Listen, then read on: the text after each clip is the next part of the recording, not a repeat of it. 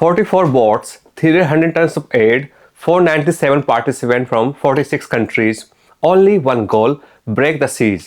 Flotilla Gaza के बहुत करीब पहुंच चुका है। वीडियो रिकॉर्ड होने तक फ्लोटिला गजा से लगभग 100 किलोमीटर की दूरी पर थे। हेलो दोस्तों, आप सभी का स्वागत है। फ्लोटिला का मतलब होता है नावों का काफिला। आज हम बात करेंगे ऐसे काफिले की जो समुद्र की लहरों पर सवार होकर मानवता की उम्मीद लेकर गजा की ओर बढ़ रहा है। ग्लोबल स्मूथ फ्लोटिला 44 नावों का यह कारवां, जहां हजारों लोग अपनी जान जोखिम में डालकर जेनोसाइड के खिलाफ नावों पर सवार है। क्या यह काफिला गजा तक पहुंच पाएगा? क्या इंसानियत की यह लहर इजराइल की बमबारी को चुनौती दे सकेगी? आइए इस अद्भुत जर्नी की परत को खोलते हैं, क्योंकि यह सिर्फ मदद की कहानी नहीं बल्कि दुनिया की खोई हुई नैतिक शक्ति की तलाश है। जहां अहिंसा का सूरज फिर से उग रहा है, जहां हर लहर एक कहानी लिख रही है। तो चलिए शुरू करते हैं। गजा के लोगों की हालत, भूखमरी, बमबारी और संकट। स्मूथ फ्लोटिला की पहल किसने की, कितनी नावें जा रही हैं और कौन कौन शामिल है? गजा वह जमीन का छोटा सा टुकड़ा जहां 2 साल से इजराइल की सेना ने चारों तरफ से घेरा डाल रखा है। लाखों की आबादी पर लगातार बम बरस रहे हैं। लोग भूखमरी के शिकार हो चुके हैं। दवा नहीं है, डॉक्टर नहीं है, पत्रकार नहीं जा सकते। ये बेबसी दुनिया 2 सालों से देख रही है, लेकिन चुप है। भूख से तड़पते बच्चे, घायलों की चीखें और हर तरफ मौत का साया, यह गजा की वर्तमान हकीकत है। इस संकट के खिलाफ उठा है ग्लोबल स्मूथ फ्लोटिला का कैंपेन। स्मूथ अरबी का शब्द है, मतलब कठिन परिस्थितियों में अटल रहना, हार न मानना। 40 देशों के हजारों लोग 50 नावों में इस काफिले में सवार हैं। इन नावों पर हथियार नहीं है, बल्कि खाने पीने का सामान, दवाएं और मानवीय मदद। इनका हथियार अहिंसा, नैतिक बल और साहस है। कौन है ये लोग? ये है doctors, lawyers, journalist, MPs, mayors, social workers, students, actors. Sweden की environmental activist Greta Thunberg, in charge of Progressive International David Adler, European Union MP Rima Hassan, Al Jazeera के पत्रकार उमर फयाद और यहाँ तक कि लीबिया के पूर्व प्रधानमंत्री भी। ये सब अपनी जान जोखिम में डालकर कह रहे हैं, कोई नहीं है तो क्या हुआ, हम हैं और हम आ रहे हैं। ये मिशन सिर्फ मदद पहुंचाने का नहीं बल्कि दुनिया को संदेश देने का है कि नाइंसाफी के खिलाफ लड़ने वाले लोग अभी भी हैं। इजराइल ने इस मदद पर कैसे हमला किया और क्या हुआ? जैसे जैसे ये फ्लोटिला गजा के करीब पहुंच रहा है, इजराइल की तरफ से हमले बढ़ते जा रहे हैं। 23 और 24 सितंबर की रात को इजराइल ने ड्रोन से फ्लोटिला की नाव पर हमला किया। 10 नाव पर छोटे बम फेंके गए, जिनसे आग की लपटें निकली और धमाकों की आवाजें गूंजी। नावों पर केमिकल गिराए गए, रेडियो हैक कर लिए गए। फ्लोटिला के आयोजक ने कहा कि ये साइकोलॉजिकल अटैक्स है, लेकिन हम डरेंगे नहीं। इजराइल ने इन हमलों की पुष्टि नहीं की, लेकिन कहा कि गजा पर अपना ब्लॉकेड बनाए रखने के लिए जो कार्रवाई जरूरी होगी वो करेंगे। फ्लोटिला ने इजराइल के ऑफर को ठुकरा दिया कि सामान उन्हें सौंप दो, वो पहुंचा देंगे। वो कहते हैं हम खुद गजा जाएंगे, क्योंकि यह सिर्फ मदद नहीं, ब्लॉकेड तोड़ने का प्रतिरोध है। हमले में कई नावें डैमेज हुई, लेकिन काफिला आगे बढ़ता रहा।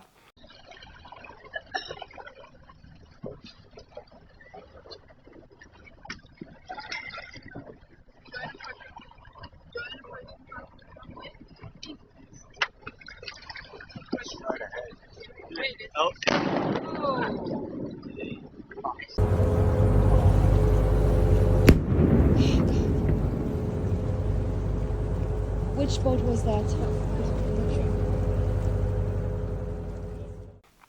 ग्रेटा थनबर्ग ने कहा, जितना करीब पहुंचेंगे खतरा उतना बढ़ेगा, लेकिन हम रुकेंगे नहीं। किन देशों ने इस स्मूथ फ्लोटिला की सुरक्षा के लिए अपनी नौसेना भेजी? फ्लोटिला के नैतिक बल का असर हुआ तो है। इटली और स्पेन ने फ्लोटिला को एस्कॉर्ट करने के लिए अपनी नेवी शिप भेजे। इसकी सुरक्षा के लिए आखिरी पड़ाव में टर्की के ड्रोन निगरानी रखेंगे।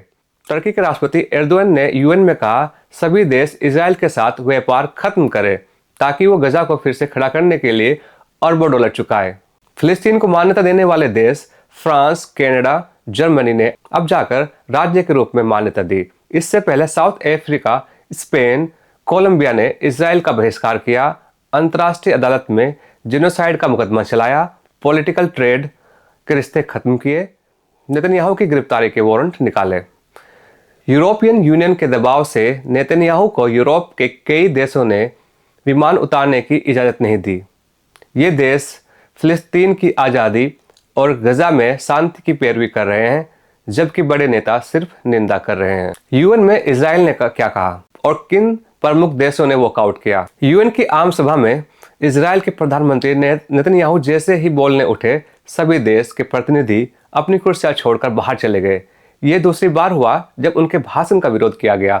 नेतन्याहू ने कहा कि फ्लोटिला हिंसा का रास्ता अपना रही है, उनका मिशन हमास की मदद करना है, गजा के लोगों की नहीं। उन्होंने ब्लॉकेड बनाए रखने की धमकी दी। वॉकआउट करने वाले प्रमुख देश कोलंबिया के राष्ट्रपति गुस्तावो पेट्रो ने न सिर्फ वॉकआउट किया, बल्कि न्यूयॉर्क की सड़कों पर प्रदर्शन में शामिल भी हुए। टर्की, स्पेन, साउथ अफ्रीका और कई यूरोपियन देशों के प्रतिनिधि भी बाहर चले गए। पेट्रो ने कहा, अमेरिका की सेना से बड़ी सेना गजा की हिफाजत के लिए भेजी जाए। यह विरोध बता रहा है कि जेनोसाइड के अपराधी को सम्मान नहीं मिल सकता। क्या सुमुद फ्लोटिला गजा तक पहुंच पाएगा? यह सवाल हर किसी के मन में है। पहले 3 प्रयास असफल रहे, इजराइल ने पहुंचने नहीं दिया, लेकिन इस बार फ्लोटिला का हौसला सरप्राइज करने वाला है।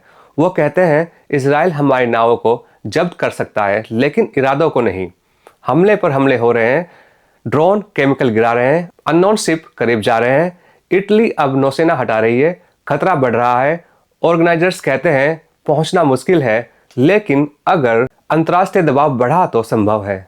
यह आखिरी प्रयास भी हो सकता है, क्योंकि दुनिया में ह्यूमैनिटी खत्म हो रही है। अगर एड पहुंची तो इतिहास रचेगा, अगर रोका गया तो भी संदेश देगा कि समुद्र जिंदा है। इजराइल ने हाल ही में कतर से माफी मांगी है। 29 सितंबर 2025 को प्रधानमंत्री नेतन्याहू ने कतर के प्रधानमंत्री मोहम्मद बिन अब्दुल रहमान अल थानी को फोन किया और दोहा पर किए गए हवाई हमले के लिए माफी मांगी। यह हमला कतर की सॉवरेनिटी का वायलेशन था, जिसमें एक कतारी ऑफिसर की मौत हुई। यह हमला हमास के डेलीगेशन पर था, लेकिन नेतन्याहू ने कहा कि ऐसा दोबारा नहीं होगा। अमेरिकी राष्ट्रपति ट्रंप की मध्यस्थता में यह बात हुई। इजराइल के विपक्ष ने इसे कमजोर बताया, लेकिन कतर मध्यस्थता की भूमिका निभा रहा था, इसलिए माफी मांगनी पड़ी। यह दिखाता है कि अंतर्राष्ट्रीय दबाव काम कर रहा है। गजा और इजराइल के बीच न्यू सीजफायर प्रपोजल। समुद्र की लहरों के बीच शांति की एक नई पहल। 29 सितंबर 2025 को व्हाइट हाउस से निकला यह एक नया सीजफायर प्रस्ताव, जिसके पीछे अमेरिकी राष्ट्रपति ट्रंप हैं। तत्काल सीजफायर, बंधकों की रिहाई और मानवता की वापसी का वादा। Hamas 48 living and deceased hostages release करेगा। बदले में इजराइल 250 उम्र कैद लोगों और 1700 गाजा के दूसरे कैदियों को रिहा करेगा। इसमें महिलाएं और बच्चों को प्राथमिकता मिलेगी। हर इजरायली बॉडी के बदले 15 फिलिस्तीनी बॉडी वापस की जाएगी। गजा के पुनर्निर्माण का सपना, वाटर, इलेक्ट्रिसिटी, हॉस्पिटल्स की बहाली, मलबे को हटाने के साधन। राफा क्रॉसिंग खुलेगा। यूएन और रेड क्रॉसिंग की नज़र में एड सप्लाई जाएगी। ट्रंप एक अंतर्राष्ट्रीय पीस बोर्ड की अगुवाई करेंगे, जिसमें टोनी ब्लेयर जैसे नाम हैं। फिलिस्तीनी टेक्नोक्रेट्स की अंतरिम सरकार बनेगी।